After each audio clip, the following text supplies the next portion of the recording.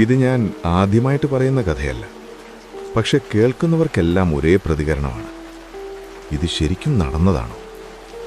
ഞാൻ ഒരുപാട് ഉറപ്പോടെ പറയില്ല. എനിക്ക് സംഭവിച്ചത് അത്രേ പറയാൻ കഴിയൂ. ഇത് സംഭവിച്ചത് ഏകദേശം 8 വർഷം മുമ്പാണ്. ഞാൻ അന്നൊരു പ്രോജക്റ്റിൻ്റെ ഭാഗമായി ഒരു മലയോര ഗ്രാമത്തിൽ കുറച്ച് ദിവസത്തേക്ക് താമസിക്കുകയായിരുന്നു. സ്ഥലം ചെറുതാണ്.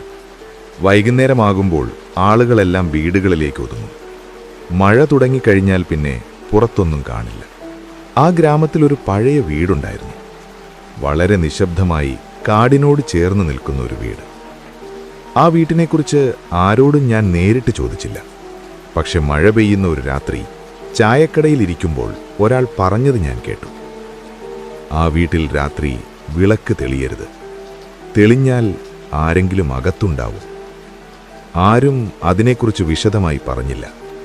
എനിക്ക് തോന്നി സാധാരണ ഗ്രാമകഥകളിലൊന്നായിരിക്കുമെന്ന്. അന്നത്തെ രാത്രി കനത്ത മഴ തുടങ്ങി. കരണ്ട് പോയി. മൊബൈൽ നെറ്റ്വർക്കുമില്ല. ഒറ്റയ്ക്കായതുകൊണ്ട് പുറത്തേക്ക് നോക്കിക്കൊണ്ടിരിക്കുമ്പോൾ അവിടെ ആ പഴയ വീട്ടിൽ ഒരു മഞ്ഞ വെളിച്ചം. വളരെ ക്ഷീണമായ വെളിച്ചം, പക്ഷെ വ്യക്തമായിരുന്നു.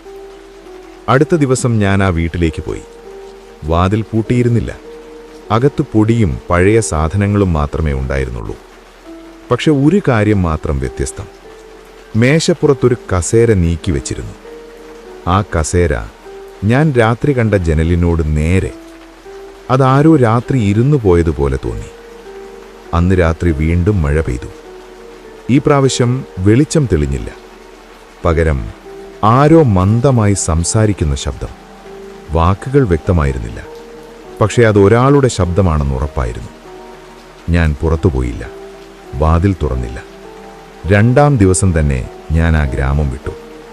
പോകുമ്പോൾ ഒരാളോട് ചോദിച്ചു, ആ വീട്ടിൽ ആരെങ്കിലും താമസിക്കുന്നുണ്ടോ? അവനൊന്ന് നോക്കി ചിരിച്ചു. അവിടെ ആളുകളില്ല, പക്ഷേ ചില കഥകൾക്ക് പോകാൻ സ്ഥലമില്ലല്ലോ. ഇന്നും മഴ പെയ്യുന്ന ചില രാത്രികളിൽ വളരെ നിശബ്ദമായപ്പോൾ എനിക്ക് ആ ശബ്ദം ഓർമ്മ വരും. ശബ്ദമല്ല, അത് പറയാതെ പോയ ഒരു കഥയായിരുന്നു എന്ന പോലെ.